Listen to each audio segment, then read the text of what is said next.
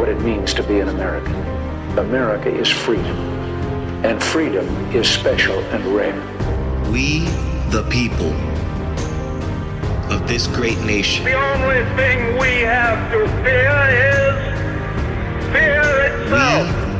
We, the people of this great nation.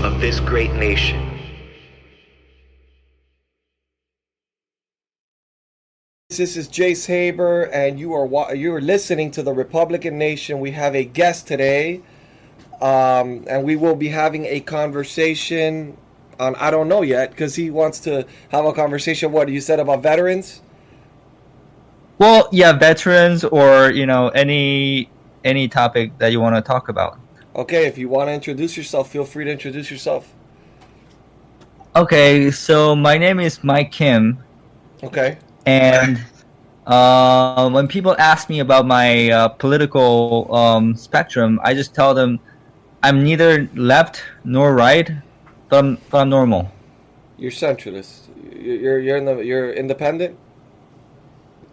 Yes. Okay. Not left, not right, but normal. Mm-hmm. Okay. That's fine. So what is it? What topic? You said you wanted to have a conversation with me. What is it exactly that you want to have a conversation about? Okay, so let's talk about veterans. How Trump supporters, a lot of them talk about like giving more, I guess, benefits or I guess government benefits to veterans. Yes. And I tell them, well, that's a form of welfare. And a lot of them get angry at that or just deny that it's a form of welfare. Do you think it's a form of welfare? At all. They're doing their job. They're training. They're daily protecting our country. I mean, they're doing a job. It's a job. That's not welfare. They're training. They chose to be in the military and be a branch of our government. That's just like saying an FBI agent that's a clerk. I mean, is that welfare when they're getting paid? Well, it is. I mean, the definition of welfare is that the government pays somebody that works for the government, and that payment comes from the tax money, right? Not the money that earned in the free capitalist market, but it comes from the tax money. Then it's a form of welfare in a way, don't you think? No, it's not. Because welfare, when people, and I know a lot of people that are on welfare, when people are on welfare, they're claiming that they're not making any income, therefore they need welfare. These people have signed up to defend our country if our country's needed to be defended. They work for the federal government.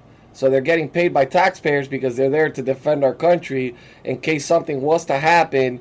We, the people, don't have to go out there and fight. They fight for us. They put their lives on the line to fight for us. No, I'm not talking about like the direct payment when they're serving. I'm talking about when like veterans retire. Yeah.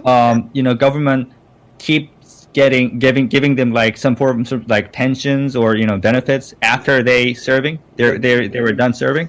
Yeah, the retirement plan. They worked for the federal government. They get a pension. They get a retirement. That's pretty common in any law enforcement, any federal agency. I mean, they're part of a branch in the military. I mean, they work for us. I mean, they're there to protect us. I mean, the National Guard's a perfect example. They're not always needed, but when there's riots, we send them out there and they defend the streets. Yeah, I mean, so I'm talking about like the benefits from the government only for soldiers or policemen or those kinds of workers, and you're saying that it's not. I mean, but when government uses tax money to benefit a portion of people, right? A portion of government working people. They're working. They're not. It's not. The government is supporting welfare when the government supports people that are not working. That they're literally just having babies and they're just staying home and not doing anything. Welfare is completely different than giving money to people that are in the military, that are everyday training, everyday preparing, everyday working on our newest aircrafts, or they're doing flight runs, or They're in other countries defending, let's say, what we have right now, the oil that we have in Syria. I mean, that's what they do. I mean, they're risking their lives. They're out there when we don't have to be out there. Well, I mean, I'm using the term welfare more broadly. And I'll give you an example. Like, if let's say that if the government gives a big salary boost to teachers, like public school teachers, Yes. and let's say that they get a lot more because the government decides that let's give a huge salary boost to all the teachers. Would you say it's a form of welfare for teachers from the No. government? No. Oh, okay. They're working. So I guess okay. I mean, all right. So I guess all right. Maybe I shouldn't use the word welfare because in some contexts people use welfare as a more broader term. But I guess that you're using the welfare as in like you give free money for people who are not working. That is what welfare is. I mean, welfare is. Well, yeah, that's a technical. That, yeah, that's is a technical. socialized. It's a socialized program that we created for those who don't have money, that are not getting a paycheck, that they're not getting paid or getting any income, so the government helps them during that time. Yeah, Just I like know. food So stamps, just like so you go by the technical meaning. So I understand that. Okay. You know, but you know, in politics, when people say liberal, for example, the technical meaning of liberal is quite different than the general meaning of liberal when people say liberal in terms of politics. So that's why, you know, sometimes people use it as a more broader general term, but some people just use it for the really technical defined meaning, if you know what I mean, right? Yeah, I can see that part. Yes, I can agree with you on Yeah. that. I mean, I call a liberal, like a lefty is to me completely different than a liberal. A liberal is what I would call a Democrat, and a conservative is what I would call a Republican. That's just the way I look at it. Then when there's left wingers, that's when I'm talking about the ones that lean more towards like complete left socialism, etc. That's the way I look at it. But as for the first original topic that we were talking about, yeah, welfare is completely two different. Like comparing the military to getting welfare benefits is completely different. I mean, the military is there to protect us. My dad served in the Vietnam War. My dad gets no benefits. Afterwards, he went and he worked for the federal government for 35 years, retired, gets his pension from the federal government. He doesn't even go to the VA. He pays his own health insurance. He pays all that, and he could go to the VA because he served this country. So, I mean, it's people who choose that. I mean, keep in mind, a lot of people, we have people that come with missing limbs, missing a bunch of things, having PTSD when they come back from a war or something like that. We got to take care of those people. I mean, these people chose that job, but I mean, that's part of the job, you know. And we we don't have to go through that, so they can go through it. They protect our country. So, yeah. Do you so what is your position regarding some opinions that maybe America should just focus on America and just reduce the interventionism in the world? Do you think that's the right way to go? Of course, I've said that numerous times on my podcast and on this. I don't think we should be policing the world at all. I'm tired of us being involved. I'm tired of us being. That's what Donald Trump stands for.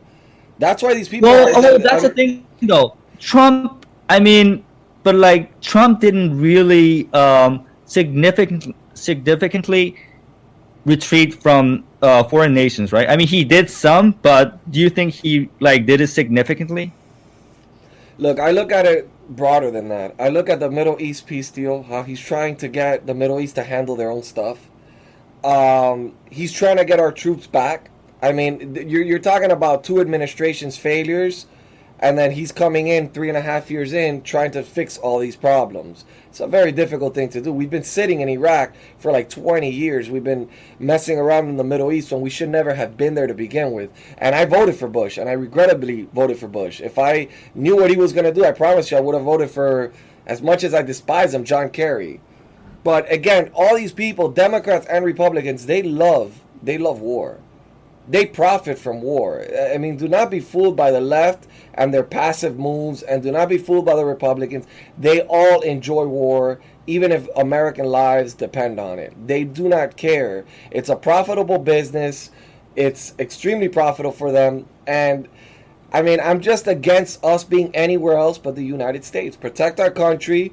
If our allies need us, we're there. We have to keep our military strong in case of anything, in case of any emergency. We have to be on top of everything. I honestly think our biggest threat is China. Everybody talks about Russia.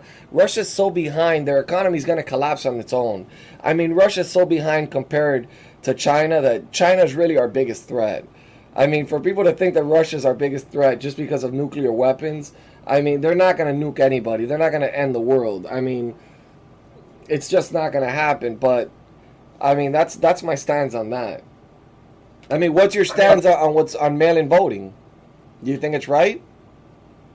I mean, I think ideally everyone should vote in person, but I don't know that much detail about mail-in votings. But ideally, I think in-person voting is the best. I agree with you. I mean, considering that the CDC reported that the death rate for somebody that gets COVID-19 is a 99.6% likelihood that it would be fatal, and they just came out with a new report saying that from the 200,000 deaths that occurred, 35% of them were not COVID related. They may have been infected by COVID-19, but were not COVID related. Americans die every day from natural causes.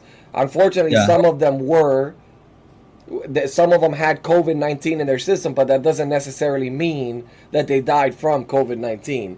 Again, time tells everything. We don't know how Trump handled the pandemic until maybe 3 or 4 years from now, when we look back and we can actually look at the research and the study, and actually really, like, now we're looking at how the Obama-Biden administration handled H1N1, and they did a horrible job. They just got lucky.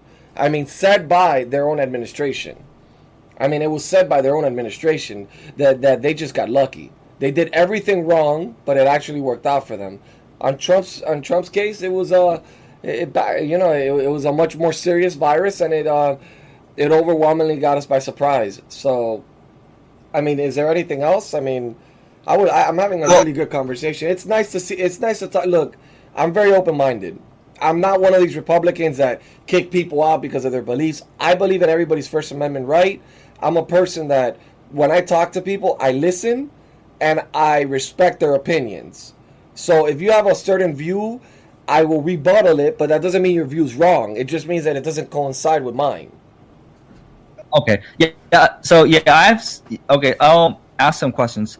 So let's say that, like you said, ideally, if America retreats from other nations' affairs, right, and then only focuses on America, then do you think that naturally we'll have to spend less on military?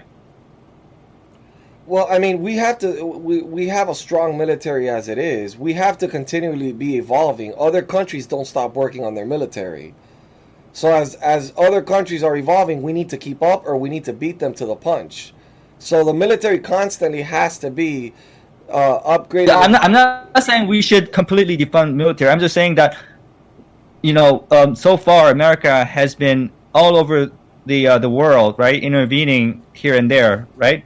And then you said that saving countries from world domination as well. And you said that you think America should stop intervening and then just focus on America and stop engaging in wars or other affairs, right? Absolutely. So if America does that, do you think that it will need slightly less military funding, or do you think it should actually expand more military funding? It should continue to expand it as we move. I mean, it depends on the direction other countries are going. I mean, we know China's military, that they're creating ridiculous weapons.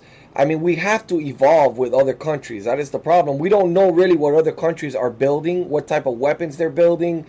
So the intelligence would know that. We don't know that. The American people don't know what China has up their sleeve or what Russia has, but our intel does. Whether we want to know, whether we think we know it all, we really don't know anything. We know maybe a 5% of what's really going on. So we constantly have to be investing in our military because weapons are constantly being evolved. Militaries are constantly, we have threats all over the world. We have Iran from one side, which Trump has done an amazing job at putting sanctions and avoiding sending in troops and instead killing their economy. Which So you wanna expand military funding? I'm guessing. I'm assuming that they would expand it as they normally do that they would slowly expand it as need be. Well, but like I'm talking about like the inflation adjusted and the GDP adjusted. Okay, well, the thing is, without a strong military, we're nothing. The whole world counts on us for all their problems. We have North Korea that right now is under control, but we don't know what their next moves in. We got Iran threatening us. We have Russia. They're there, but we don't know what they're up to. We have a lot of different issues in this country, in this world, and we have to be prepared for anything. I mean, what would have happened if the United States would have never interfered in World War II? Where would we be today? Where would China be today? Okay, so I feel like what you're saying now is a little different because, before you said that ideally you want America to only focus on America and stop engaging in foreign affairs. That doesn't mean we don't have to be prepared. We have to continue to invest. We have to continue. You don't just stop investing in something and just leave the military at a standstill, and then if something happens that it's not instigated by us, and then our military is depleted, our military is not up to par to other countries that are currently working on their military. Remember, there's an entire world we're dealing with. It's not just the U.S. I don't want our troops abroad, but I want our troops here in U.S. soil, and I want us to have the strongest military in case something was to happen to our allies, in case something was to happen to our country. We just don't know. We don't know other countries' intents. We don't know what other countries are capable of doing to us. We're the envy of the world, and that's a reality. Whether foreigners like to agree with it or not, we are the envy of the world. Everybody comes to this country because this is the best country in the world. And that's why people come here. So we have to be protective of ourselves. We're dealing with a lot of countries that are unstable, a lot of countries that we don't know how they might react, a lot of people that are doing things they shouldn't be doing. Iran was on its way to working on nuclear weapons. We just don't know what these countries are capable of. Therefore, we got to continue to invest in our military in case something was to happen. But my whole ideal would be no war, our troops back, let countries handle themselves like he's doing with the Middle East peace deal, that they're starting to trade amongst each other. He's trying to create a way where they govern amongst themselves, where we don't need to interfere in those stupid wars. That's what Trump's really trying to do. He's trying to have them giving each other intel and form some sort of unity in the Middle East where they kind of have like their own area and their region under control. Where Iran is feeling pressured, where they might have to feel like they might have to jump into the Middle East peace agreement because all the other countries are already on board. I don't think those are really meaningful if America keeps spending this much money on military forever. Listen, we spend money on bullshit all the time, on different stupid things that Congress passes, on art museums, on different things that you're going to tell me that the military is not as important as all that? Well, what I'm saying is that both Trump and Obama have been spending way too much money from government. I actually checked the White House report from Trump administration about the yearly budget spending of the government. Mm-hmm. And you can look it up yourself too if you don't believe me, but Obama... I'll take your word for you. I have no reason not to believe you. Oh, okay. So inflation adjusted, both Obama and Trump spent very similar amounts on the government. So, and Trump said that like he likes small government. On the government or on the military? On the government overall. Like the entire spending of the government. Okay, well, keep in mind, we have different branches of government. We have people continuously committing fraud in our country. We have a lot of things that we're handling in our country as well. So, when you're talking about government, you're kind of like, you're talking about so many different branches of government that's not just specifically military. I know, I'm not, yeah. Well, in the government reports, like a portion of the spending, and I check every year's report, and first, Trump did not really cut welfare spending much. Like he cut a really, really tiny amount of welfare spending, and he expanded military spending by a significant amount. So overall, Trump ended up spending almost the same, and on some year a little more than Obama did. And I was very disappointed because generally, I mean, I used to support Ron Paul. You know Ron Paul? Oh man, I'm a big fan of Rand Paul. Yeah, and he's a he's a very principled, small government politician. I like Rand And Paul a lot. I thought maybe, yeah, and maybe Trump would reduce the government size and reduce the spending, but he did not do that, and I was very disappointed. I mean, I can understand that. I mean, some people look at it from the other side. We wanted. I mean, when Trump took over the office, I mean, we had, and I saw this on CNN. I didn't even see this on Fox News. They were showing how many planes wouldn't even fly. That they were using old parts to replace new parts on our jets. We can't have a military like that. We need to invest in our military. It's key for anything. I mean, the military is the most. We are what every country counts on.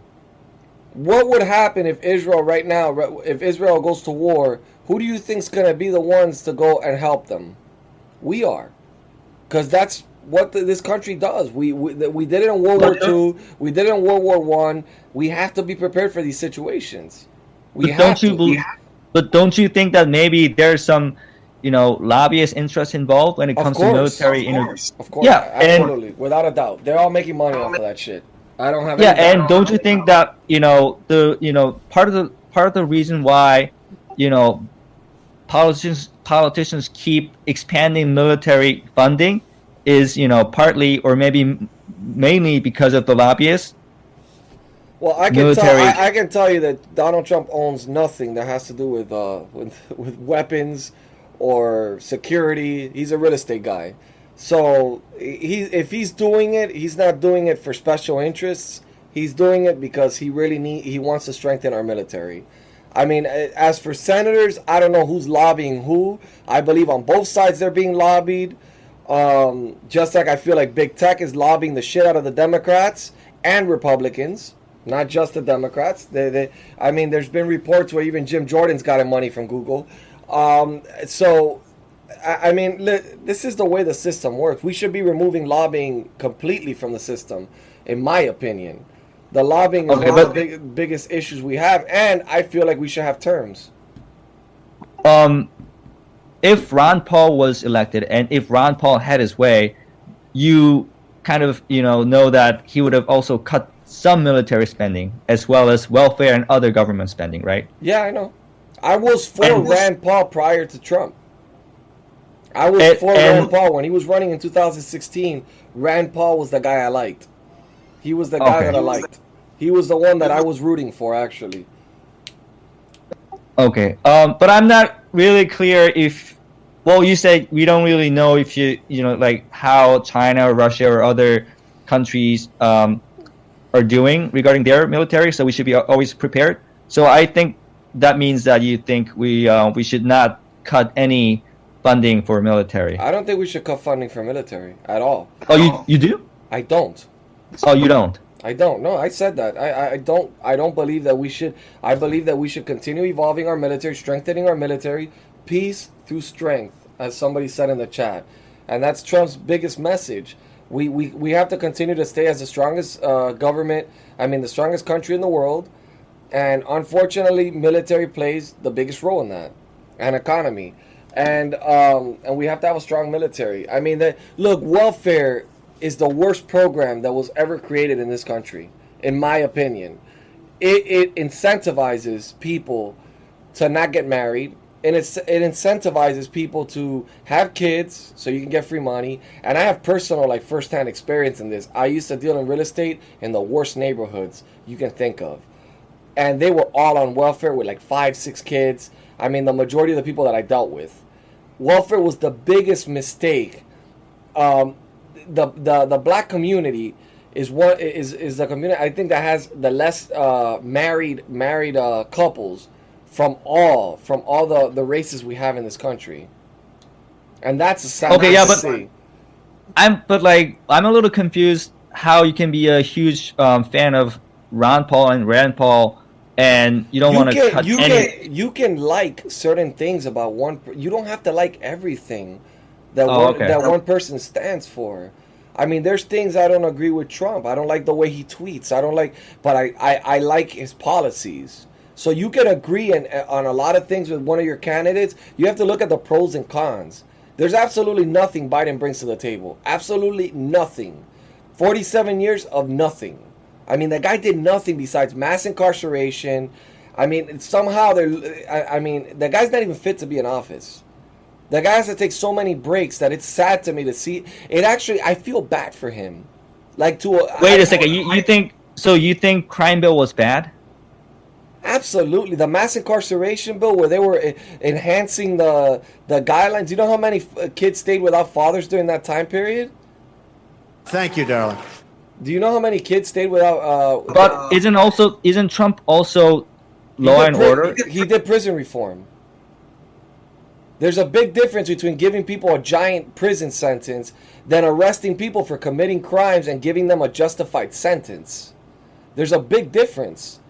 Yeah, but the crime bill was targeting a lot of murderers and heavy felonies. It was targeting drug dealers. Look, crack, for example.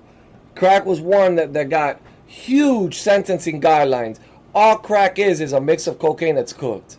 But yet somebody can get caught with 5 kilos of cocaine, they'll get 5 years in federal prison. A person gets caught with a little bit of crack, they get 10 years in prison. It's not fair, and we know who's dealing the crack. The majority of it. So it was. I mean, I've seen all of, at the time, Senator Biden's conversations. He didn't want integration with schools. He didn't want a jungle of race in schools. This guy is not a good candidate, man. They picked the worst candidate to run. This guy can't run on anything. He's been wrong on everything. He did a policy where he was bailing out bankruptcy policy where he was bailing out companies. This guy's never worked for this guy's not about the American people. It's about the American interest. He's the only vice president that I've ever seen that's made a fortune for his entire family. Perfect example, his son Hunter goes to Ukraine, gets a deal on something he has absolutely no knowledge of. His brother, Biden's brother, goes to Iraq, makes a deal while he was handling those situations, makes a real estate deal in Iraq, not having any knowledge of dealings with real estate. Then his other brother goes with him to Costa Rica and does an energy deal in Costa Rica, having no knowledge of energy whatsoever. All he's done is enriching his family through the vice presidency. I mean, like that, I think Trump kind of did it as well. Trump has not done anything. Trump walked into office being rich. Trump hasn't used any influence of his whatsoever to make his family rich. Well, what has he done? What has he done to influence anything while he's been sitting president of the United States? What has he done? Well, he made lots of foreign leaders visiting U.S. for diplomatic reasons and made them stay in Mar-a-Lago or many Trump hotels. Are you kidding me? You think that's really a profit? You think that's compared to getting paid $100 million on a deal that Biden's brother made or Hunter Biden making $1.5 billion from China? I mean, the comparison. I mean, come on. Look, okay, you're misunderstanding me. I'm not saying it's the same extent, but I'm saying that Trump is also doing that, but maybe a smaller scale. But what I'm saying is that you saying that Trump has not taken any profit is wrong. Because he hasn't. As a matter of fact, when he was trying to, he was absolutely leaving it at cost. It was actually cheaper to do it the way he did it. A perfect example, he could have had the RNC at one of his hotels. Instead, he did it at the White House to save money. I mean, I don't understand where this is coming from, because in reality, Trump has not made any money. As a matter of fact, he's lost money. He's Okay, lost a major amount. Everybody hates him. Okay. I was not talking about RNC, so I don't know why you changed the topic. I'm just saying, because he held the RNC at the White House, whereas he could have Yeah, held but it in one of his hotels. I was not talking about that. Yeah, but you're talking about him profiting from. If he wanted to profit from it, he could have easily done it in one of his hotels. And he would have. I was not saying that he was profiting from the RNC. You said thing. he was profiting from being president. You said he was profiting from being president. I'm just giving you an example on how he does choices to budget and do certain things. I mean, that's all I'm saying. He had the option of using Mar-a-Lago if he wanted to do the RNC, and he didn't. He chose the White House because it would be cheaper. I mean, this guy he's lost more money being president than he's gained. Believe me. I mean, I'm not. Okay, I mean, I think you just want to avoid certain I don't want to avoid. conversations. No, I'm not avoiding anything. Go on. Feel free. Go. The mic is all yours. Go ahead. What am I? Well, yeah, like I was saying, there were many foreign leaders. Look, I think this happens with every Trump voters or every Trump supporter. Every time I bring up something that Trump did wrong, then they get angry and they say, "Oh, what about Biden? Right? What about Democrats?" And my point is that, yeah, I know Democrats did something wrong, more than Republicans in many regards, but you cannot say that Trump did nothing wrong when there are actual things that he did wrong.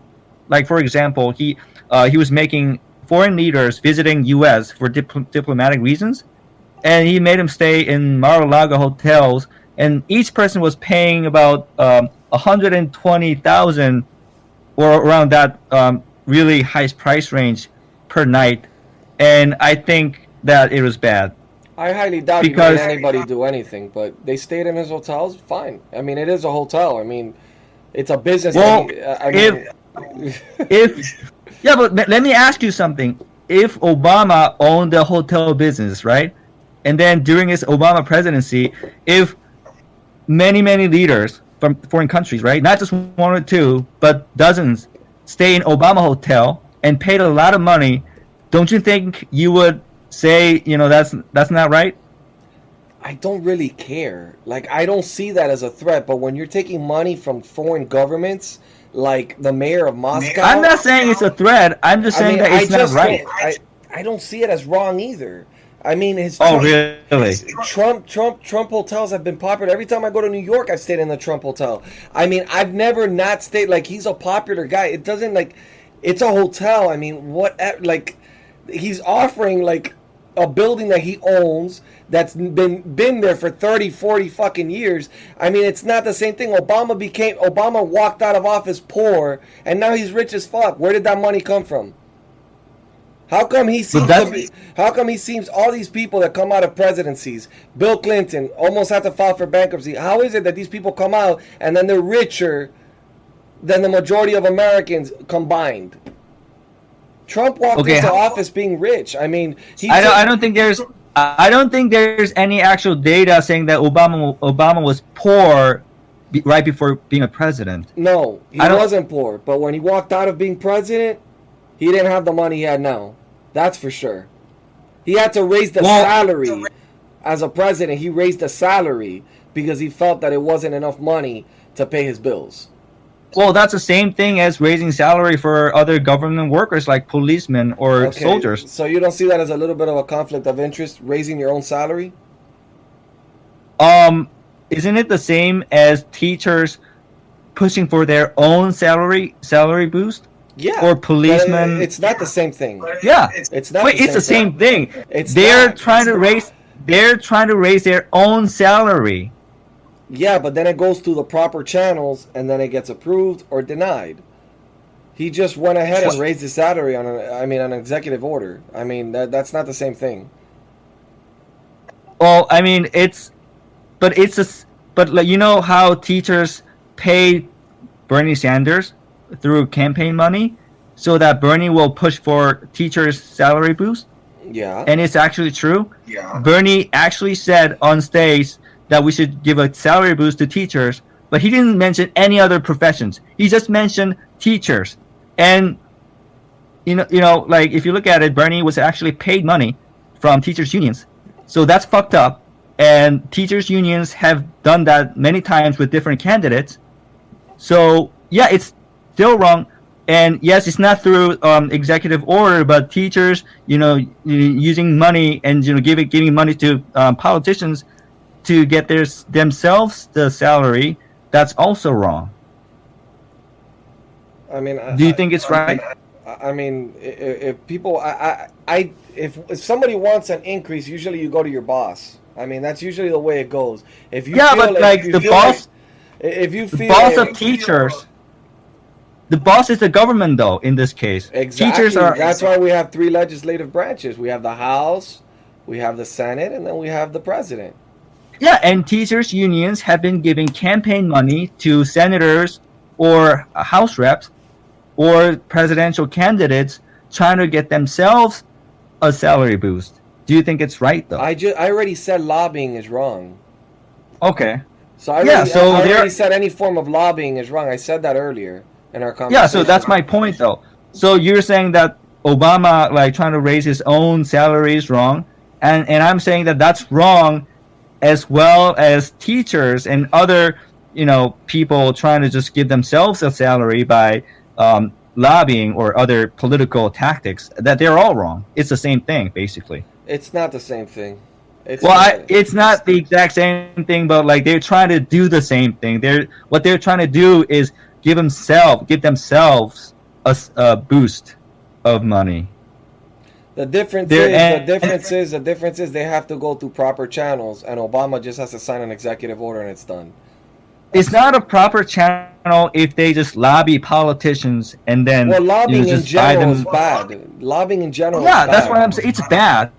So it's not a proper but you just said it's a proper channel, but it's not a proper channel. I'm talking about them requesting it to the House and then to the Senate. I'm not talking about them buying their way through it.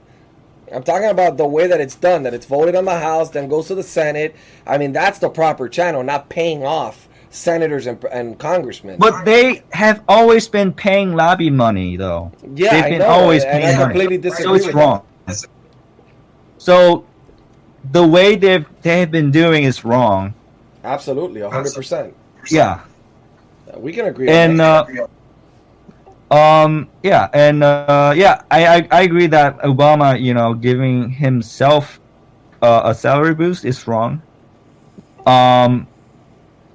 And I guess you disagree, but I also think that, making any foreign leader stay in your business and then getting revenue from that is also wrong. I think your business and your presidential position should be completely separate. No, the problem is that this is the first president, one of the first presidents that has a business. These other people don't have anything. They walked in being lawyers, they walked in and then they just become presidents. This guy's the first billionaire president that we have. So it's a little bit different. I mean, it's the first of everything. I mean, he's going to be the first president to be able to nominate three Supreme Court justices. I mean, President Trump's whole entire rising has been very different from every other president in our history. It's been something completely different that it's yeah, but the Constitution still says that you cannot get any revenue from your business if you have if it's through your power of the when he is not getting the revenue. When he became president, he removed himself from his corporation. He is no longer part of that company. When you become president, you have to release. You cannot be ownership of any business. His sons and his daughter. Well, I don't think his daughter, but his sons are the ones that control the business, not him anymore. He's no longer in control of it. He doesn't call the shots on his business. He doesn't know the finances of his business. He doesn't know any of that information. But isn't it kind of like meaningless argument, because you're saying that the revenue doesn't go to Trump, but it goes to Trump's son. But it's legitimate revenue. They're staying at a hotel. It's a legitimate revenue. It's not a revenue for somebody who has no idea what they're doing and they're getting paid because their dad is vice president of the country. It's two completely different things. These people are giving a service. They're staying at a hotel. It can be traced where they're going to. Meanwhile, Biden is sitting on a corrupt energy company and getting paid for it. It's not the same thing. He's getting paid to do nothing. And then his dad goes and brags on TV and says that he was holding money from the government if they didn't fire a prosecutor investigating that same company. I mean, the fact that that's not getting enough headlines is crazy to me. It's just crazy to me. But it is what it is. I mean, this is the way. Look, it's a political year. Everybody's going to be fighting. Everybody's going to be divided. Everybody's going to be. And at the end of the day, once whoever becomes president, the world goes back to normal, and everybody goes back to doing their thing. You know, it is what it is. It's okay. It's but like you understand that it's really hard to know if those foreign leaders actually chose Trump hotels because those were the only available hotels, or because they thought, choosing Trump hotels will please Trump, or Trump implied that, he will be nicer to them if they stayed in hotels. You don't know that. Like, at least you can admit that, right? I don't know that, but you don't know that either. Yeah, I don't know that either. So that's why, as a general rule, if someone is president, then it's a good idea to be separate from his businesses or his son's business, right? Even Obama, even if that was Obama doing Obama Hotel, I would have said the same thing. It just looks sketchy. I mean, we don't exactly know what's going on, but we can tell that that's such a small argument to make. I mean, on Trump. I mean, okay, well, if it's wrong, it's wrong, whatever. But I mean, is it really something with everything that we're facing right now? Is it really the deciding factor? I mean, when we do the pros and cons. Okay, here's the thing. If you would have said that in the beginning, I would have, agreed to an extent. But first, you said you completely denied it, and you said that wasn't the case at all. I didn't deny anything. Well, you say Trump was taking zero revenue from. He is taking zero revenue. He doesn't own those companies. His kids were making money, but he wasn't. I mean, it's not Trump's company anymore. So, I mean, he's making zero revenue. If he really needed the money, he wouldn't be donating his entire paycheck every single quarter. The Trump the one in Mar-a-Lago is still owned by Trump, actually. No, it's owned by the Trump organization. It's Trump organization is owned by his son. Controlled by Trump family. It's controlled by his older son and his younger son. And Trump as well. No, he's not. He was supposed to relieve all that before signing into presidency. He is not allowed to own any assets. It says the owner of Trump hotels is still Trump. It's not. Where are you getting your facts from? Where are you getting your facts from then? I mean, you could just check. For example, right now I can look it up right now on Sunbiz. The good thing is that I can look at the articles of incorporation right here. Okay. So yeah, look at who's the owner of the Trump organization. That's very simple to find. Hold on. Okay. Yeah, let's find out. Okay. Where was it that you look up a business?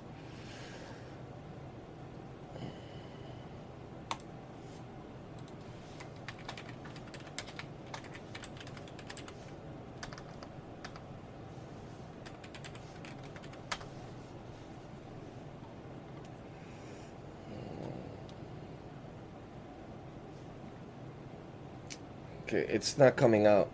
Let's do something. Hold on, it's not coming. It's coming out with a bunch of Trump Palace, a bunch of LLCs, and they're inactive. So, hold on. Let's look up officer registered agent. You there? Yeah. I'm looking it up. Hold on. This website sometimes it glitches. Hold on.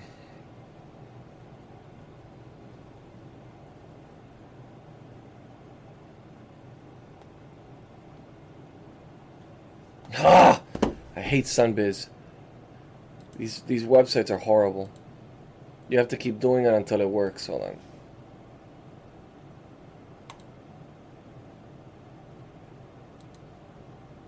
Come on.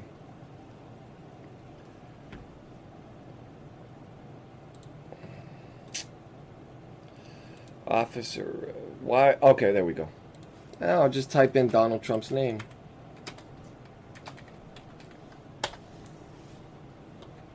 You there? Yeah. Yeah, I think you got disconnected for some reason.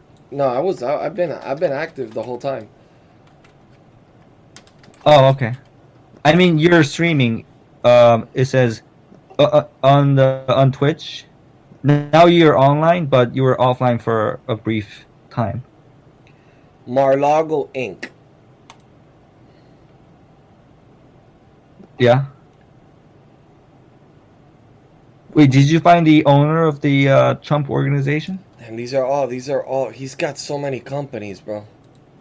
One of them shows him, but it's not. That's not the. It shows as the company is like a lawyer, law firm or whatever. Trump Beaches Corporation. This guy has so many companies. Holy shit! Wow. Donald Trump? Yeah.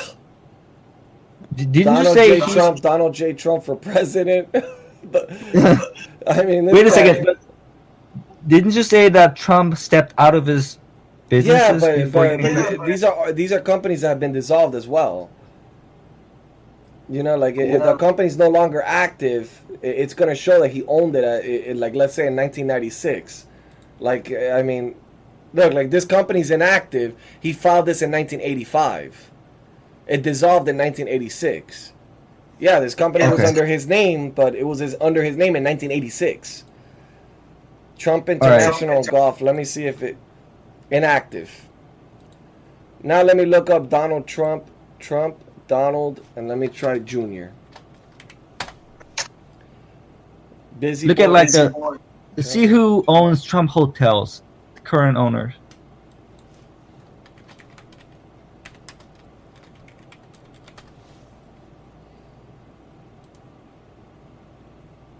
Oh my God. Ivanka Trump. No, wait. Ivana Del Mal. Ivana Trump. Trump International Golf Club. Active. Donald Trump Jr. Here's Mar-Lago. And their tax returns on 2020. Trump International Golf Club, Inc. Owned by Vice President Wilsonberg Allen. And Donald Trump J. Jr. is the president of the corporation. Of the Trump hotels? Yes. Okay. So you're saying that it's all right if it goes to Sons and not Well, Trump's. your argument is that he owns it. Well, I mean, he owns it.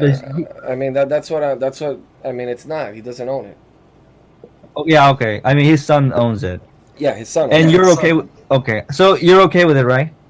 I'm okay with his son owning his hotel. Who else is going to take the business? Who's he going to hand it to? No, I'm saying no, that's not what I'm asking. I'm asking him owning his son owning the hotels and then foreign leaders staying in that hotel. You're okay with that, right? I don't see it as an issue. It's a service being provided. They're staying somewhere. I mean, it makes no difference to me. I don't see it as a... Do you see it all right with Hunter Biden getting money from Ukraine? I have a question for you. Is it okay for Hunter Biden to receive money from Ukraine or from the mayor of Russia, the wife's mayor of Russia? Biden's son receiving money for being on the board, being a board member of a gas company, right? Yeah. Do you think that that's okay when he had no experience whatsoever in gas? Can I ask you? Okay. Well, he has. Here's the thing. I'm not trying to defend Biden. Okay. Okay. But you know that Trump's Trump Jr. He did not start from the bottom. When he first got his actual job, that was given by his father, right? And Okay, he started that's the irrelevant. That's irrelevant to my question. That's irrelevant. How is that? That's irrelevant. Though he got money from his dad. Yeah, he inherited his dad's business. Whatever. No. He got the job from his dad, not money. I'm not talking about money. So both Biden's son and Trump's son got their job without the relevant experience because of their dad. That's not true. At least you can admit that. His son. Oh, that's not. Wow. His son has degrees. What? Are you kidding me? Degrees? Yeah, Donald Trump Jr. Biden's Biden's son has no degree on as well. energy. He has no degrees on energy. He's a lawyer. He has no degrees on energy, and it's and it wasn't a foreign entity either. Trump gave his son a U.S. business to run. How is that the same thing? Okay, is it okay for Hunter Biden to receive from Russia, from the wife of the I feel like you're not trying to listen to me. Okay, so let's talk about that. I feel like no, it's not about college degrees. You're mentioning. Okay, you're mentioning two things that are completely polar opposites of what you're talking about. You're saying that Donald Trump Jr. got a business from his dad. That is correct. He did get a business from his dad. His job. His job, whatever the case may be, his job. But his dad was a business owner, not the vice president of the country. Okay? Yeah. And it was a U.S. business. Yeah. Meanwhile, Vice President Biden was holding money up in Ukraine, in a country that needed the money to protect themselves from Russia, and his son got a job on a corrupted energy company having no experience on energy whatsoever while his dad was vice president, and received money from Russia while his dad was vice president, and received money from China while his dad was vice president. How is that the same thing as a son of a billionaire getting a job in a company that's in the United States that is a well-known company in real estate? How is that the same thing? Okay, well, before you were saying you're only talking about the relevant experience, so I was only talking about that, but now you bring up more, and my response is that, so here's the thing, here's what I think, I'll be honest. So regarding those circumstances, right, how things are going with Russia and Ukraine and US, if Biden's son's got a job as a board member, then I will think that regarding those circumstances, I'll think probably he got it through power of his dad. And you agree with that as well. Well, he got it because it's his dad. I mean, that's usually. I'm planning on giving my kids all my real estate. I mean, that's usually the plan, when you have kids. And I'm saying that, circumstantial factors. When I look at Trump's son, right, getting all those foreign leaders staying in his businesses while his dad is the president, I'm kind of getting the similar vibe from that. Even though I did not see with my own eyes who actually, decided based on what factors, just like Biden. I didn't go to Biden's company and saw it with my eyes, but I believe that it has to do with his dad's power. I do believe that, and I believe the same thing, but to a different extent. Biden's case is way bigger. It's more corrupt, but but I still think that Trump's son, got the foreign leaders staying in their hotel, circumstantially because of his dad's presidency. I mean, we don't know. We don't know if they've stayed there before. Yeah, we don't know that. Yeah, we don't know that, but it's circumstantial. I mean, it's circumstantial, exactly. But I mean, I just think Biden's thing is a much bigger. I mean, he had government officials approaching him and approaching Obama, telling him, "Hey, listen, this is not good. Like, your son shouldn't be part of a country where you're dealing with." And he disregarded it completely and allowed his son to continue working from there. I mean, his son became a millionaire off his dad's vice presidency. I mean, that is just crazy to me. But okay, I mean, I guess Trump handing over something he built from his father and a family business that was built from his father and passed down from a father to another son is something that's natural in the U.S. To a vice president getting his son a job in a foreign country and getting him money in a foreign country, knowingly that it was wrong, and receiving money from Russia and receiving money from China, countries that were... Again, that's not exactly what I was saying about Trump's son. I'm not saying that... I wasn't talking about him... You're talking about that it was wrong about him having actual people staying at his hotels. I just find it that it's a little bit... I see your point. no. I see your point. What because see- I mean, like think about it. You know, his dad is the president of America, right? So obviously, you know, the fact that a foreign leader is staying in this hotel, very very expensive hotel, maybe it has to do with the fact that his dad is president and it has some influence on it. That's what I was saying. Well, I mean, it might. I mean, I would assume so. I mean, by assumption, I would assume that these leaders might be willing to take care of Tundra. I would assume that people would want to stay in his hotels due to the fact. But I mean, again, why would they stay in Mar-a-Lago if they're meeting with Trump in D.C.? So that those are questions also you have to ask yourself. I mean, how many times did he meet with these people? Were these people staying at those hotels and he was meeting with them, or were they just staying at that hotel? I mean, there's a lot of questions to those comments that you're saying, because when they go to D.C., do they stay at a Trump hotel in D.C. or do they stay at or do they? I mean, these are questions you have to ask yourself. I mean, were these people just staying at his hotel because they want to enjoy South Florida and they decided to stay in Trump's hotel and they never even met with Trump? I mean, these are things that we have to. I mean, I looked at those.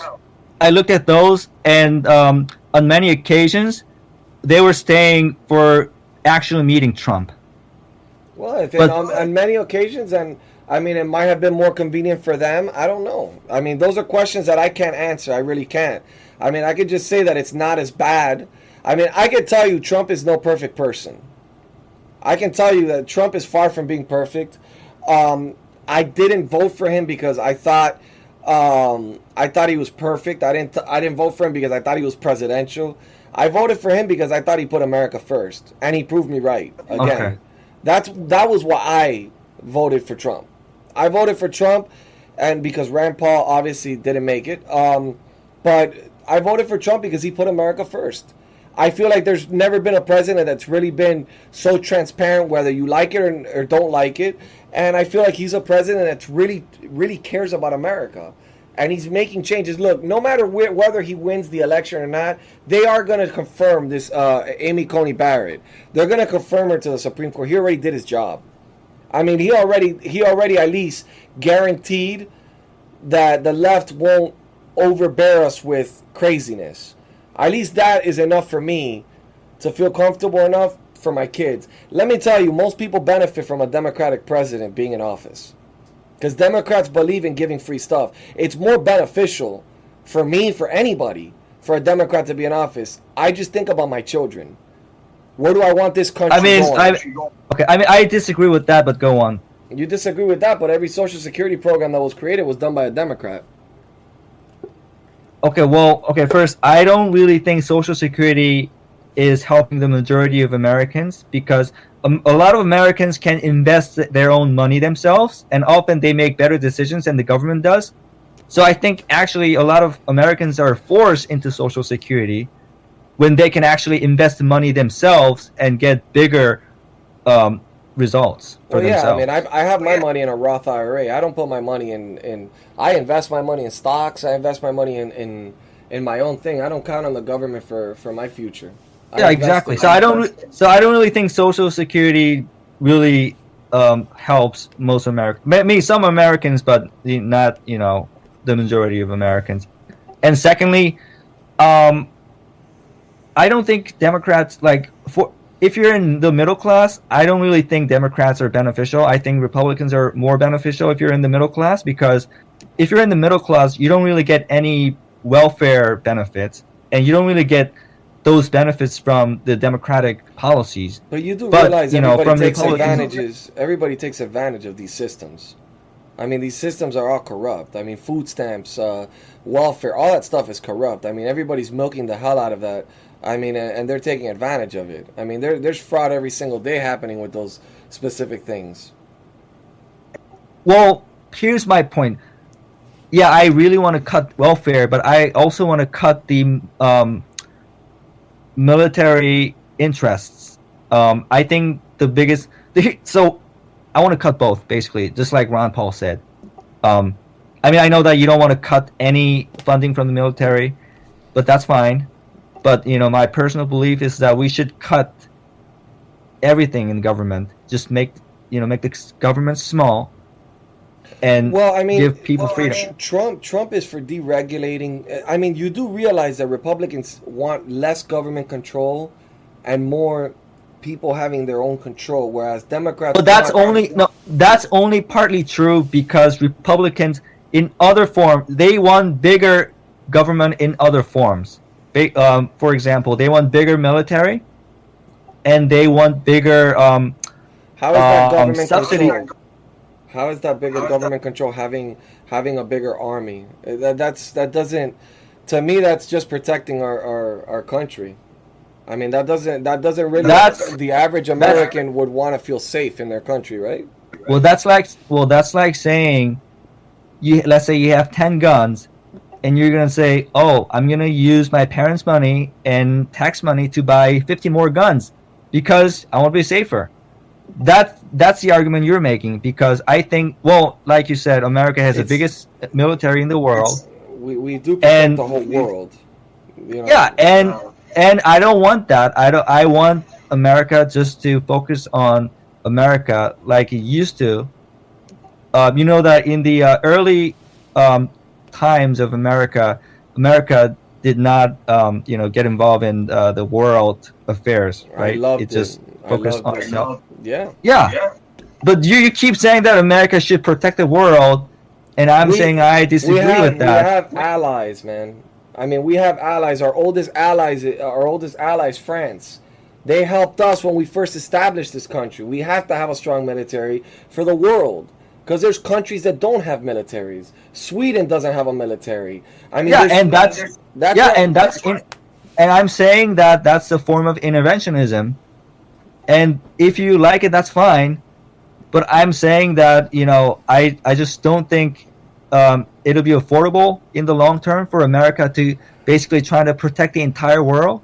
I mean, if you think America can afford it forever, that's fine. You can be right, but I just disagree.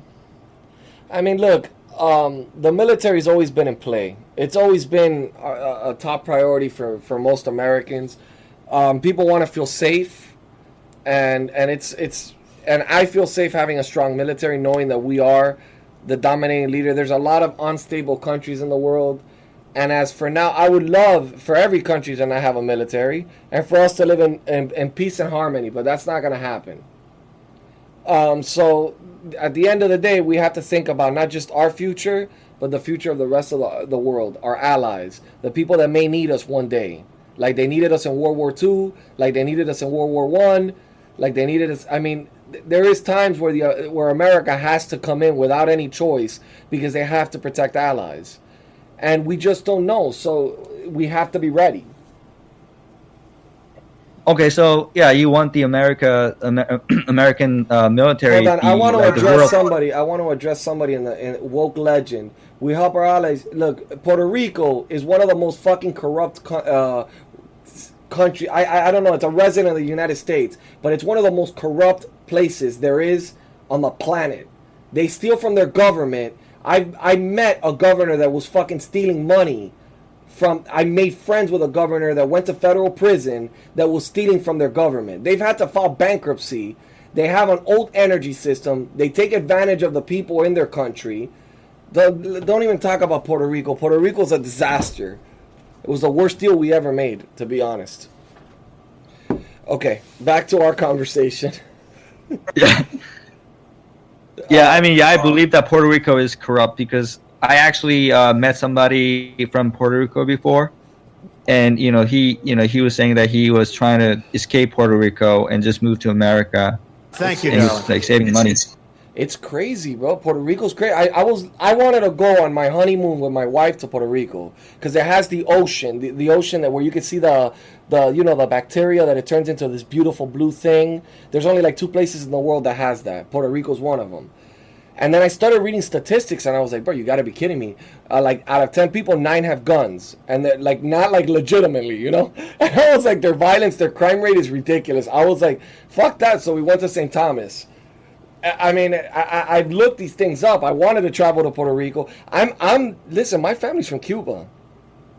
So, I'm first generation American.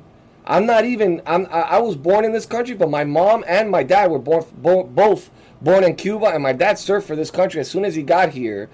He was in high school for some time, and then he enlisted in Vietnam, and he fought for this country. So, I mean, I know from the minority point of view how to look at things. I look at the world in a completely different way, and I always think about what's best. First, I think about what's best for me and my family, and then I think for my family and me, and then I think what's best for our country. And right now, maybe, and that being said, that doesn't mean I would never vote for a Democrat. Because by no means, look, if I had to choose right now between, if I would have had to choose between Bush and any other candidate, I would have voted for another candidate if I would have known, right? But we don't know these things at the moment that we're voting. When McCain ran against Obama, I voted for McCain. I liked McCain. Donald Trump doesn't seem to have a good relationship. He didn't have a good relationship, and I didn't like what he said about McCain. But again, I focus on what he does for the country. I don't go on emotion. I go based on what I see, facts that I read, and the accomplishments. That's what I go based on when I vote. I don't vote on emotion. I don't vote. People would love to blame Trump for the BLM movement and all this. This was way before Trump's administration. Way before. Way before. BLM was established in 2013. And everybody knows it's a Marxist movement. The co-founder said it herself on a live stream. She said it herself that she's a trained Marxist. I mean, so, and they want to blame everything on Trump, and that's what bothers me. And they don't realize that you cannot blame somebody that's been in office for 3.5 years for everything that's been going on for the last 30. I mean, that's just playing the blame game. You know, I mean, does Trump have a lot of baggage? Absolutely. A shit ton of baggage. A shit ton of baggage, but who doesn't in our country? Really, who doesn't? Who isn't bought and paid for? I mean, Bernie Sanders. Well, Bernie Sanders doesn't have any baggage, does he? Bernie Sanders is a socialist. I have actually said a million times. No, I'm talking about like the corruption baggage. No, I've actually said a bunch of times he's the most honest guy on that stage. I was saying it, literally I was saying it while he was debating and everything. I was always saying that is the only honest guy there. He stood by his principles. Like, he's always stood by the same thing. He's honest. Like, he tells you, yes, I'm going to tax you. Like he tells you how it is. He's not like Elizabeth. Like, he's not like Elizabeth Warren that she says, no, we're not going to tax. He says it how it is. I think they stole it from him. Hillary stole it from him originally. And I think that he dropped out this last time because of COVID-19. But I think he would have taken Biden. I think Biden wouldn't be running. And I think he's more mentally fit to run for president than Biden is. I mean, he's honest, but again, this is a guy, how can I like this guy when I've seen interviews of him in the 80s praising Fidel Castro? When I know what Fidel Castro has done from firsthand experience. I've had family members that have died in Batista's army fighting against Fidel's army. My grandfather fought in Batista's army and was enslaved for 4 years. When he was caught, and they put him to cut sugarcane for 4 fucking years till he was able to come to this country. So I know what Fidel Castro's all about. It was very offensive to see Obama sitting with Raul Castro watching a baseball game while Belgium was being bombed in the airport. And he was laughing and having a good time with a dictator, a known dictator. So, I mean, these people... Well, I mostly only care about policies, so I don't really care if who he laughs with or what he does but when that he's. bases his policy. If he's going to visit a dictator and he's watching a baseball game with a dictator, obviously we know where he stands. If that's the crowd that he brings, if that's the crowd that he's trying to associate with, I mean, would you not say? No, I don't think that's. Why would you? I think it's wrong to. No, I don't think that says anything about that, because even it's like saying Trump praising Kim Jong-un says what Trump's position is, which is not true. He was praising Kim Jong-un for as a tactic or other reason, not because he actually genuinely thought Kim Jong-un was great and amazing, right? You can agree? Yeah, but he went over there to try to negotiate a way where they would stop testing weapons, and they would stop. Yes. Whereas when Obama was accomplished nothing by going over there. He accomplished well, absolutely nothing. yeah, but what I'm saying is that the fact that Obama was laughing with the dictator watching games, I mean it's just like it's part of the the usual political tactics. Like you laugh with them, you make them feel good, so that you can make your move, and it'll work. Hopefully, it will work. But so I don't think it indicates that what benefit was Cuba? Like they weren't. Cuba is an isolated island that the only people suffering there are the people. There's like no threat from Cuba whatsoever. There's nothing to be accomplished from Cuba. Like there's nothing for him sitting down with him. There's nothing that he could have accomplished by sitting down with Raul Castro. They're not a threat to this country, but we have embargoes left and right on them. There's nothing beneficial by him sitting there. There's no policy he could have ran for him sitting with Raul Castro. Whereas Kim Jong-un, he's fucking testing weapons and he's trying to get a nuclear weapon in his hands. It's a completely different ball game. And China's on the border, South Korea, which is an ally. I mean, so what did he benefit? Why would he go visit him and then take pictures of the city saying how beautiful Cuba is when we all know that shit's falling apart?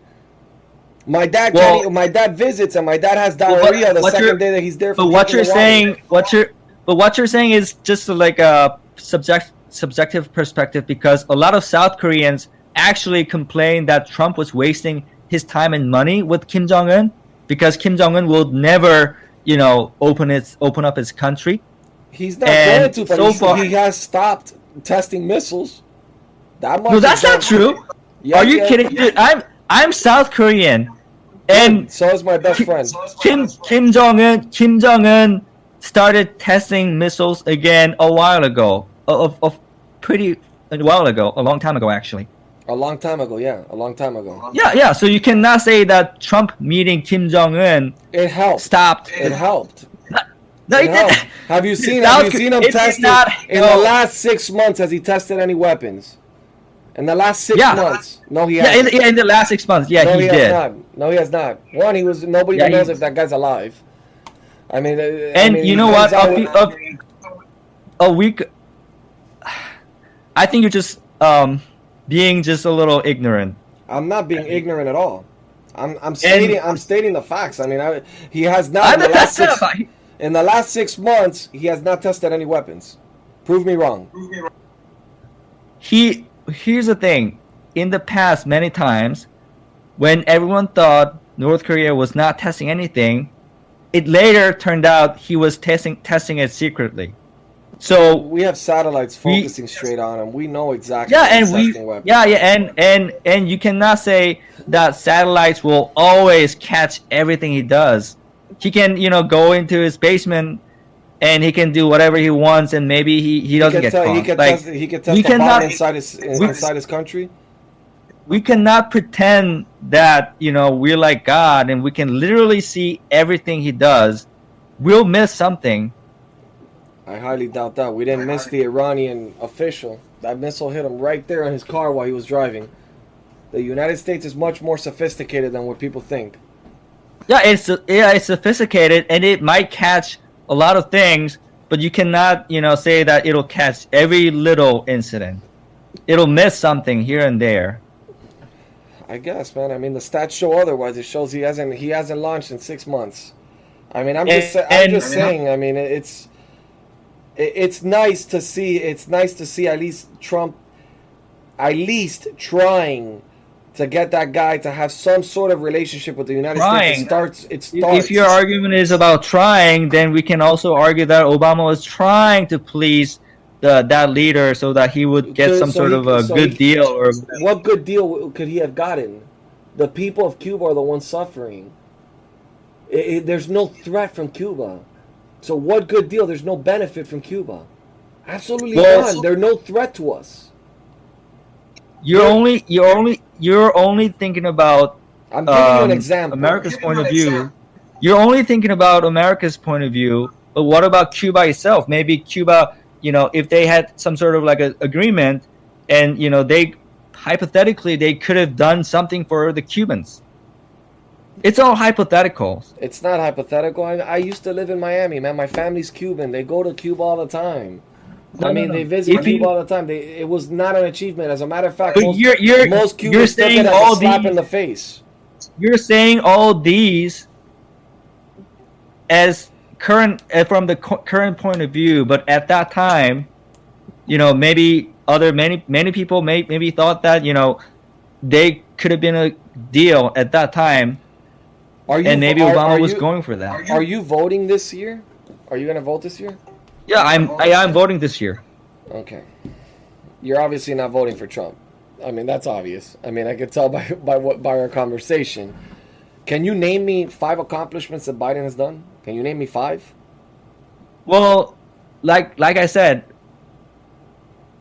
so why do you think I'm not voting for Trump? Or vice versa? Well, I mean, because of the approach that you're taking.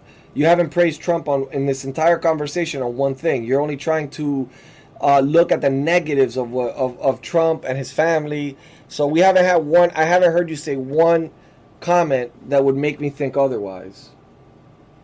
If I would have heard if I would have heard one thing, I've actually seen you more lean. You say you lean toward Rand Paul, but I actually saw you go in defense of Bernie Sanders, which makes me believe that you were actually more for Bernie. So you're being emotional. I'm not. I'm going based on what you've been telling me. Well, first of all, I only praised Bernie once, and that is regarding his honesty and lack of having no corruption. And you agreed with me. Corruption, but he has 3 mansions. A guy that believes in socialism but has 3 mansions. Yeah, but I did not praise him for that. The only time I praised him was regarding his lack of corruption, and you agreed with me. But you're saying that I don't know his corruption because we don't know the details of anybody. I would say that he's honest. I mean, he stands by his principles, which is what I originally said. Yeah, and as corruption-wise, I don't know his personal finances. I don't have access to his bank accounts. I don't know what Bernie has done. I don't know. Nobody knows what these people have done under the radar. I mean, only they do, or government officials. How would I know? How would I even know what Bernie Sanders, in any which way, would have done illegal? I mean, I wouldn't know that kind of information, so I can't say. Well, that's like saying, how do we know Trump didn't do this and that? Yeah, that's very simple because he had a 2-year investigation from the FBI and they found shit. They had 100 federal agents investigating him, and they found shit. But they did find that that they were colluding between Obama, Joe Biden, and all that on the Logan Act, and how to impeach him and how to do this Russian hoax. I do know they lied to the FISA courts. I do know, and this was by the the Inspector General that was assigned by Obama on his report. And I know that there's already been arrested, 1 indictment. You don't need to go on because, again, you're getting derailed. I'm not getting derailed. There was anything. Yeah. Okay. Because you're saying, how can we not know that Trump is not corrupt? Trump was investigated by the FBI for 2 years. You never let me finish, though. First of all, yes, there was an investigation regarding the Russian collusion. But dude, they investigated everything. It wasn't. No, it was focused on the Russian collusion. Focused on the Russian collusion, and then 12 agents happened to forget their numbers. Yes. And they deleted their phones. Yes. So it was not the investigation of his entire life with any hypothetical collusion. It was just what are you talking the about? case. He got the tax returns. Robert Mueller got his tax returns. Are you kidding me? He requested his tax returns. If there was any corruption or anything, he would have seen it. This is what the FBI does. 100 agents assigned to Donald Trump and his organization, and they found nothing. Why don't we do the same for Joe Biden? They found nothing regarding the collusion. They found shit on anything. I saw the whole report. They found nothing. They found nothing criminal. They found nothing that was criminal. Trust me, if they would have found something, they would have used it. Believe me, that was if your argument is that they did an investigation and didn't find it, then people can use the same argument that Bernie's opposition, which was Hillary, right? And then Biden in the next primary did their opposition research and investigation, and they didn't find anything on Bernie. If they found anything, they would have used that because Hillary almost lost to Bernie, right? Okay, yeah, But, they it's couldn't. very different. It's very different having a campaign investigating than the FBI. Very, very different. Well, first of all, Hillary. When we think about Hillary, right? Hillary had Bill Clinton's power because she had the control of DNC, and DNC had a lot of money and influence and power, and Hillary also had Obama's back. I mean, Obama had Hillary's back at that time, right? And Biden too. So obviously Hillary had a lot of resources and money and power, and she found nothing on Bernie. So you cannot say that's nothing. That is not the same as having. That's not the same as having 100 FBI agents investigating somebody for 2 years straight. Okay, that is not the same thing. And let's not forget, Mr. Durham is looking into the foundation again, to the Clinton Foundation. They announced that he was looking into the Clinton Foundation once again, because apparently the FBI was extremely biased. The FBI that was running the investigations, like nice little meetings that Bill Clinton had in an airplane with the Attorney General at the time. Pretty interesting stuff. I mean, 33,000 emails deleted. You keep getting derailed. I'm not questioning. I'm just saying. No, look at all the things that they did to Trump. They created a Steele dossier where it was Bartok, where everybody. I wasn't even talking about that. I'm connecting everything to Hillary. What I'm doing is I'm connecting all back to Hillary and Biden. No. Look, I already know what you were gonna say the whole time. I knew you were gonna go rant about FBI investigating Trump. I already knew that. There's no rants. I don't rant. Yeah, I'm a and man. I don't rant. You didn't have to spend like 5 minutes going on and on about the Trump investigation. Of course I had to. No, I already know all of that, and I wasn't even arguing about that. I was not questioning FBI's investigation at all. Okay. All I was saying is that, with that many resources and money that Hillary had, right? And it's kind of reasonable to believe that if Hillary found nothing on Bernie, then we can, kind of say that. I mean, nobody knows everything. Do you really think Hillary was going to lose against Bernie when she had all the electoral colleges already and the DNC? She knew she was going to win the election over Bernie. She had the super votes. She had the. I mean, she knew she was going to win. Did you look at the results? It was pretty close. Yeah, she had all the super delegates. She was going to win it, or no matter what. It was going to get robbed from him regardless. And you're right. She does have a lot of connections. You're right. She does have a lot of power. That's how she got away with all the crime she has. So if Hillary, if Hillary had dirt on Bernie, she would have used that, obviously. But she didn't have any dirt on Bernie. She needed Bernie, bro. They don't go that full throttle. She needs Bernie to endorse her when she's running as a Democrat. They don't attack each other that way. They use it against the Republicans. We know this. If Hillary valued Bernie that much, she would have made him a vice president, but she did not. Because she doesn't believe in anything that guy stands for. Yeah, but vice president doesn't write policies.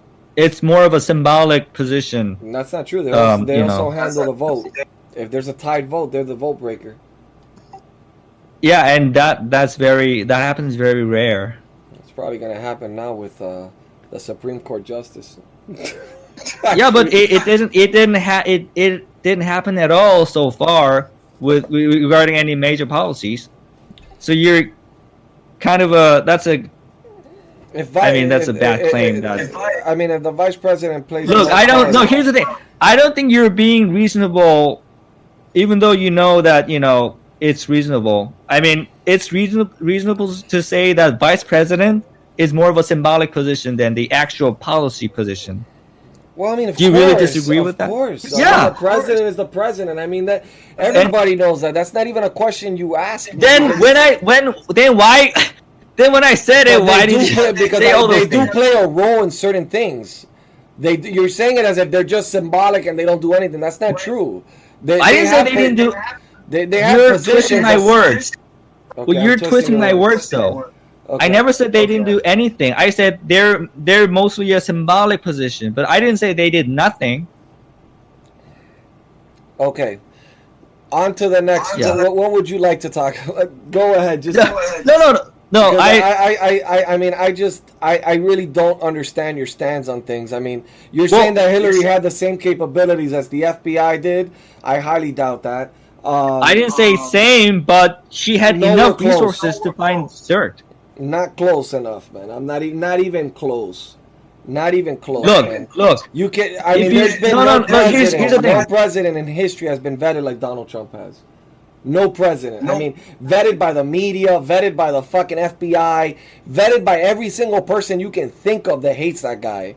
He's been vetted by everybody. Like there's nothing that would surprise me that would come out from the fake media. Like there's nothing that he's been vetted more than anybody in history. That's not true. Oh, give he me was a vetted for what? One or 2 years. 1 or 2 years with 100 federal agents looking at every aspect when they were planning a coup on him, even under his own administration with General Flynn.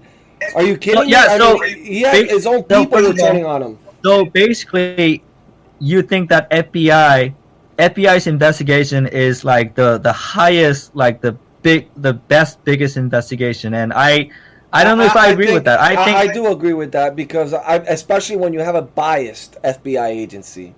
Especially when you have a bias, when you have text messages from FBI agents with one another, texting each other, telling them we got to get this guy out of office. I mean, yeah, when you have a biased FBI agent against you, like the agency, yeah, I would strongly think that they would look for anything they could have to take this president down.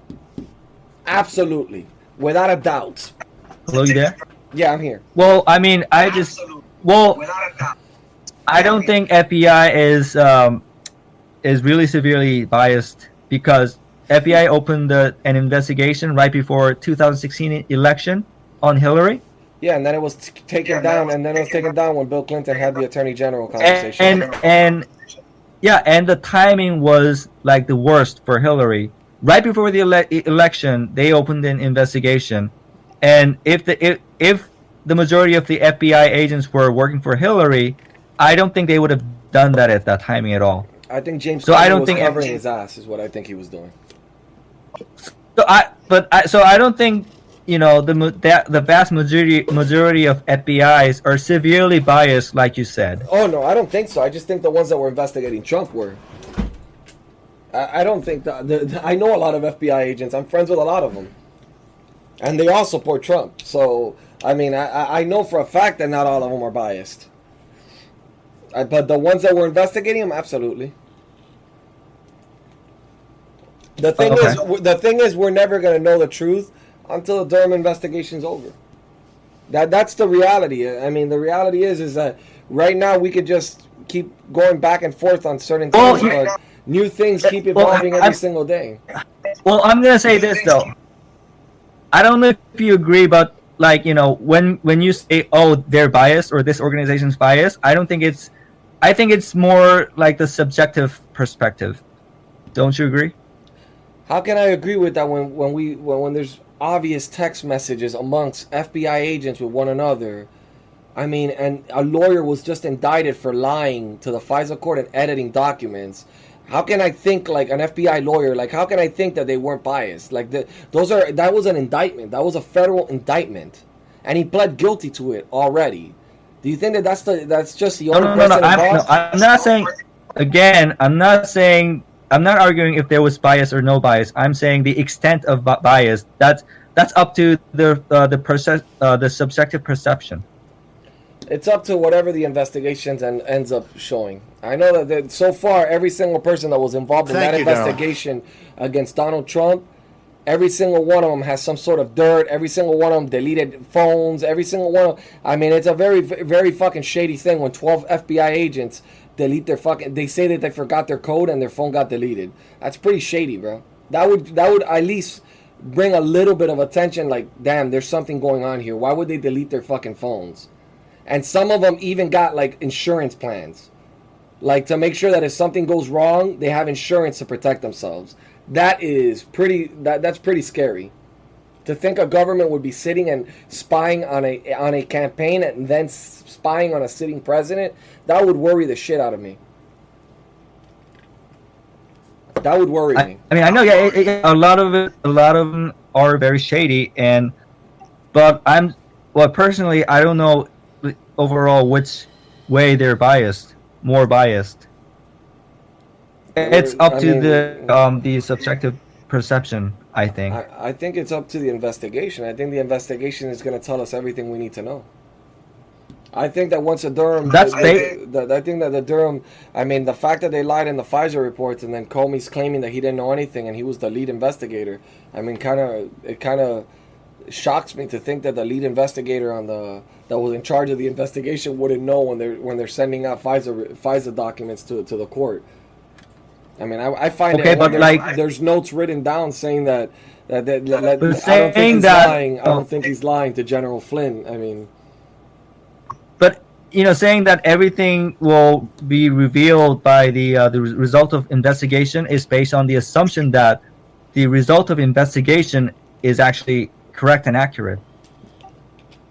It will be. That's why there's never been any leaks from their side. Not one leak has happened. Just because I mean, he's an independent. Okay, let's just leave it at saying that you believe the investigation will be accurate and correct with almost 100%, and I, on the other hand, I have some doubts. You have some doubts. Yeah, I have. Why? Yeah, I have some doubts.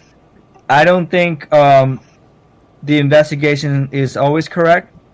I think investigation can be corrupt. The investigation itself can be corrupt, or the result can be inaccurate.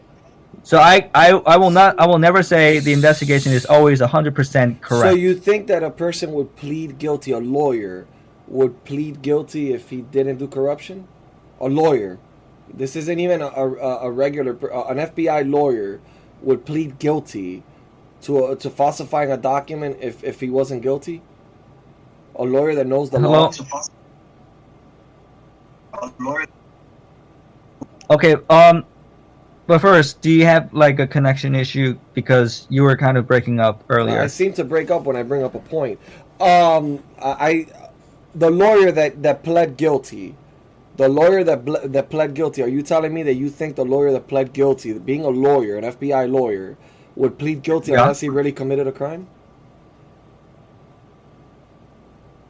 Here's the thing. I don't think that'll be the case all the time, but sometimes anything can happen. I mean, a lawyer that it's possible. I will not say that's impossible. That's possible.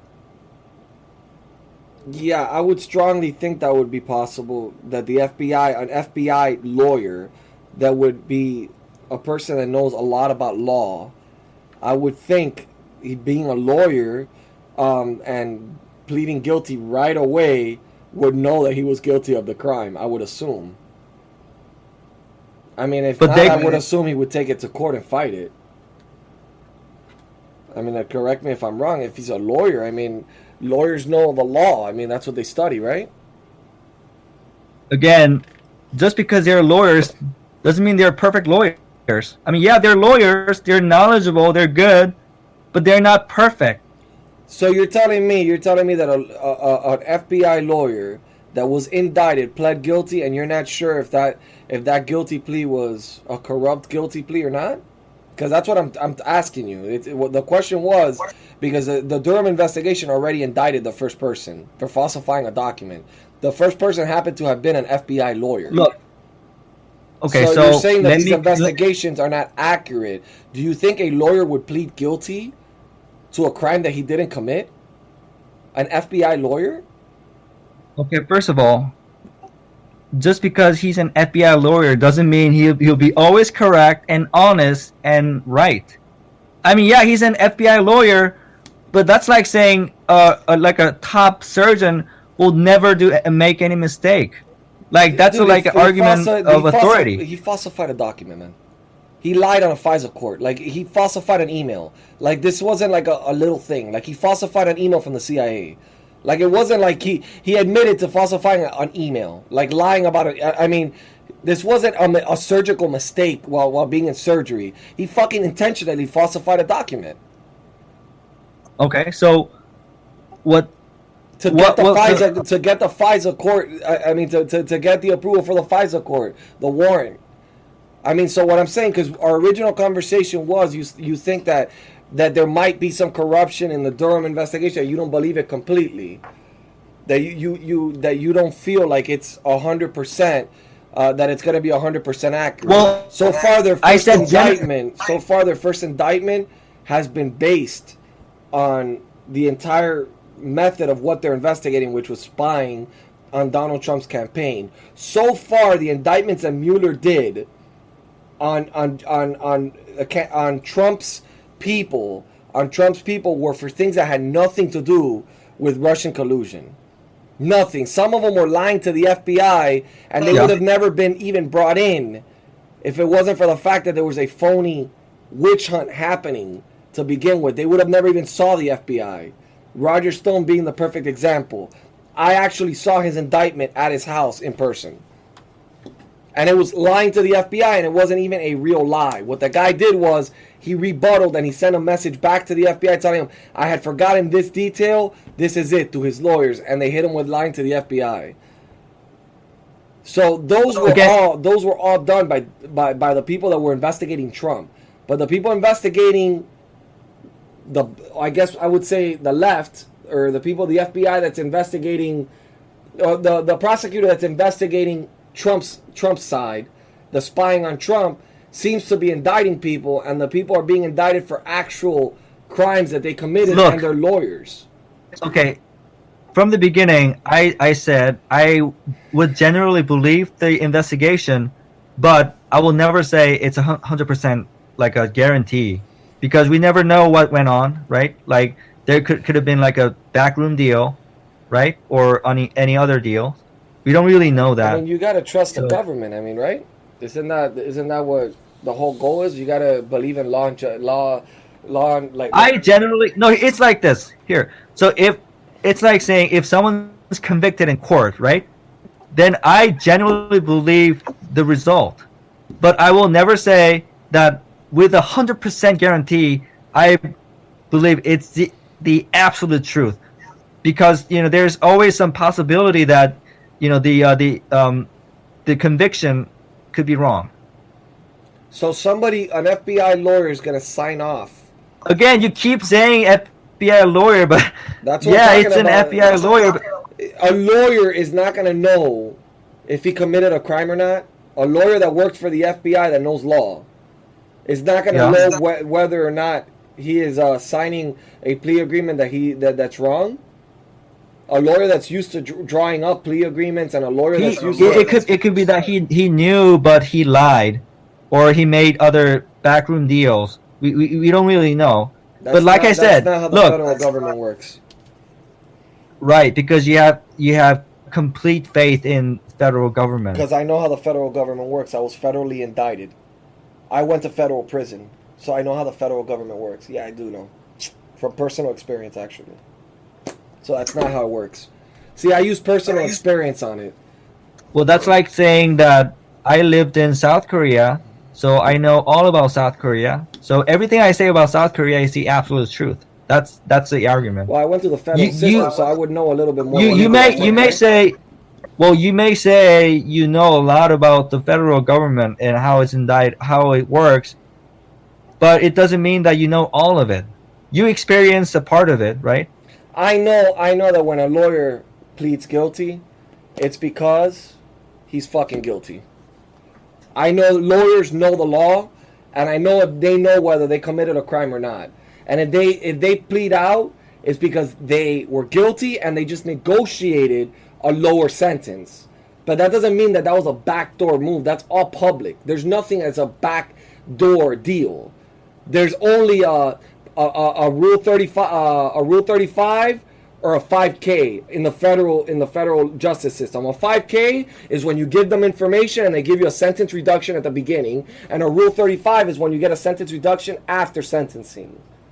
That's all there is. There's no backdoor negotiations, and this is all public record. You can go and see a person's indictment by just getting online. You pay $20 and you can see their entire indictment. That I know. I know. Okay, I know how the federal system works. I'm very, very familiar with it. That's how I made a lot of friends. That's how I made a lot of. I know it. I'm just saying, man. I'm very. I see some of your points.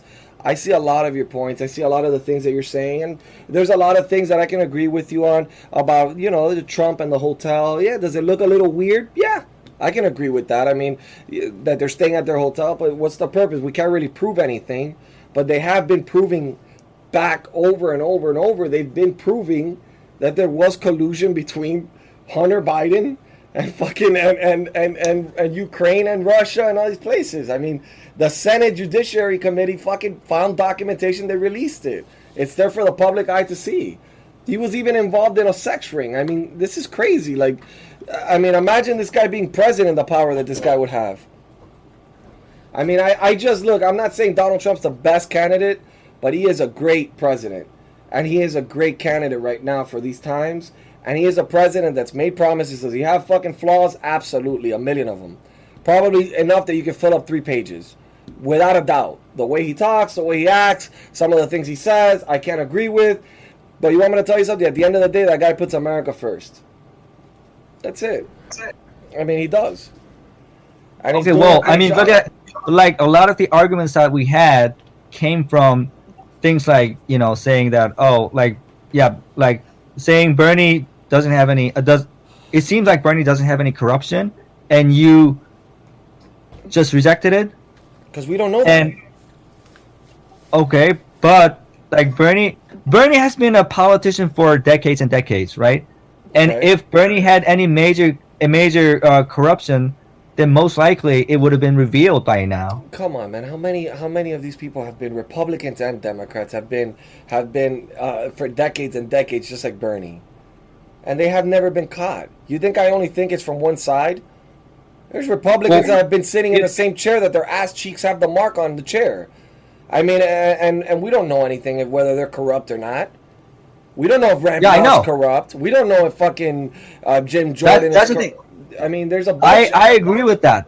They could be hidden corruption, and I'm trying to be logically consistent in by saying that it can be the case for Trump. Not likely, but it can be. But you're saying that because of the FBI investigation, are politicians that have been in office for decades. Trump just walked in there, bro, and he just went through a 2-year federal investigation. Like that's like, I don't understand. You know what it is to have 100 FBI agents looking into every aspect of your life? They brought in his son for questioning for fucking 24 hours. I mean, do you realize they investigated every aspect of this guy's life? Yeah. So let me say this. So I think our fundamental difference is that I still have some doubts in FBI investigations, even though I genuinely believe FBI investigation. But I cannot say I believe them 100%. But it seems like you believe them 100%, and we'll never agree. Actually, no. I don't believe them 100% because I think that the entire FBI investigation against Trump was a giant hoax. So we actually agree. I don't trust the FBI investigations that were done on Trump. They were biased. They were already proven to be biased by the text messages and the people investigating the corruption that was involved in it. But I do believe that the Durham investigation is going to be a legitimate investigation, and it's been quiet. There's not been any leaks, unlike the other investigations. And he's been indicting people. He indicted one person on a justified indictment. That guy pled guilty, and I believe more indictments are going to come. I believe there is good FBI agents. I believe, unfortunately, I believe so too. And here's what I think. I think the Dorman investigation, at least according to what you're saying, it's more believable, right, and more reliable. But I still wouldn't say that's 100% absolute truth guarantee. I wouldn't say it's 100%. I mean, what? I mean, that's your opinion. I respect it. Yeah, I know it's my opinion, and saying that it's 100% absolute God truth is also an opinion. So we have different opinions. Yeah, that's fine. Yeah, and that's what I was saying the whole time. But it sounded like you were saying it's like objectively 100% God truth. I believe. And I believe. didn't I think- believe the Durham investigation is going to be as solid as possible. That guy has Okay. a very solid background. That guy is very, very solid. That guy is unbiased. That guy is investigating, and he's not leaking out any information. And he's looking through everything. He doesn't even talk on the news. Okay, he doesn't say anything. He doesn't speak to anybody, and he's running a strong investigation. I strongly believe that alone with what Congress has found, what the Senate has found, is enough for indictments left and right. And I think it goes all the way to the top. I don't think Obama will ever get in trouble. I don't think they'll ever indict a fucking a guy that was president of the United States. I can never foresee something like that happen. It would be bad for the country in general. But I mean, there's even evidence that Biden mentioned the Logan Act, and he said in a speech that he was never even in the room. I mean, the Yeah. lies, and he says that he's going to be transparent and he's not going to lie. When he was talking to The Rock the other day, when The Rock endorsed him, Dwayne Johnson, he said, we're going to be completely honest. When half his career has been lying, I mean, come on. I mean, Trump is not the perfect guy. I'm sure Trump lies a bunch of times, without a doubt. I mean, I don't doubt it for 1 second, but for the most part, he says whatever the fuck's on his mind, even if it's right or wrong, he says it anyways. Well, that I think he does it many times, but on many occasions, he pretends he's talking, straight from his mind, but he's actually, staging it. Yeah, he did do The Apprentice. He has a little bit of knowledge on how to perform a little bit. I mean, I wouldn't doubt it. But if I had to choose between Biden and Trump, it's Trump. There's like, I mean, look, I was a big fan of Tulsi Gabbard. Huge fan of Tulsi Gabbard. I liked her. Really, I disliked her because she didn't emphasize, or she didn't really spend time on any major issue that I was concerned with. I liked her. I thought she would be able to swing votes in her direction like Trump votes. I thought that she was possibly the only one that could probably beat Trump, to be honest with you. I thought she was the only one that could beat Trump. And really? Yeah. That's hard to believe. Being a female, military background, you have to understand. Thank you, Darryl. I'm looking at it from a point of view as a Republican, and I know what swings Republican votes because I know what would swing my vote. If I was really unhappy with the candidate or I was on the fence, I know the type of things that I would look for in a leader, and she was a good leader. She had the qualities of a leader, and unfortunately, Hillary Clinton killed it for her. As soon as she came out, Hillary said she was a Russian spy. Well, to be honest, a lot of Republicans are very, I guess they have this sentiment towards military, and I think it's kind of, I think it's a little dumb, to be honest. Of course. That's why have you ever visited a hospital where you see the of guys course. from Iraq? No, I'm talking about VA hospital where you see the troops that came back. I think all patients are suffering, not just military patients. But have you seen what the sacrifices or the discombobulated faces that they have, or how their faces look after coming defending our country?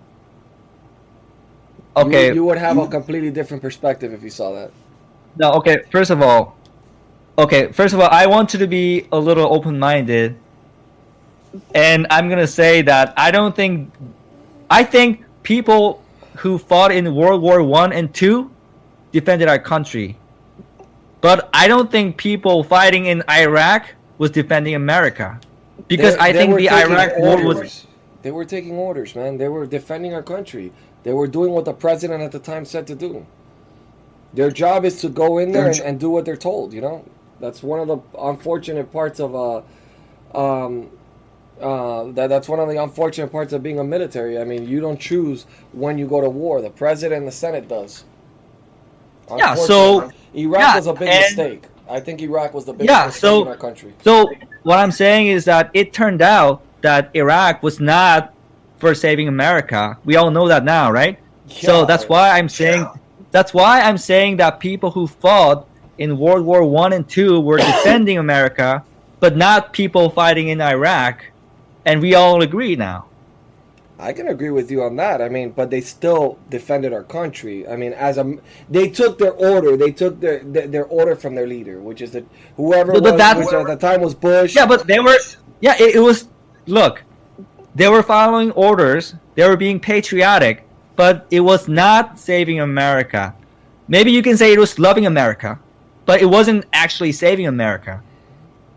There's a difference. I mean, at the time, they thought there was weapons of mass destruction. I mean, they thought a bunch of things. I mean, a lot of lies were told to those troops, but at the end of the day, they stood up so we wouldn't have to. So I look at them like heroes, and I look at them like they paid the consequences that we don't, and they come back home disfigured. I mean, I have a friend that has PTSD. That guy, he ran over a school bus full of kids because he had a no stop. Like he told them not to stop. But look, I don't think you're understanding my point.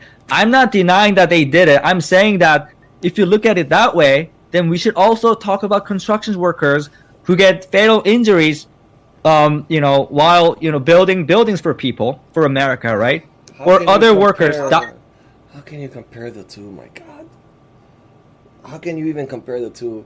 You're comparing a construction worker that has an accident to a person that's taking gunfire and grenades being thrown at them and shit. How can you even compare the two? Oh my God. Well, let me tell you why.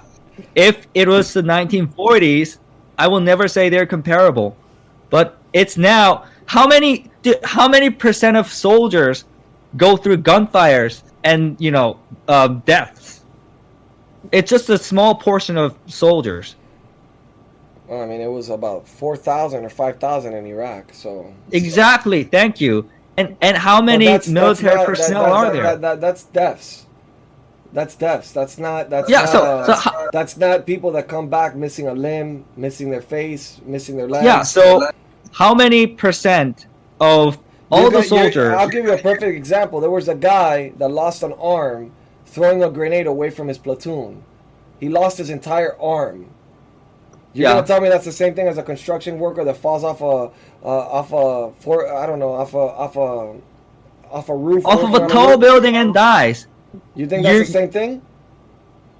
Well, if a person actually dies from a construction work by building, like airports for America, and soldiers dying for following orders, they both die. So how is it not the same thing?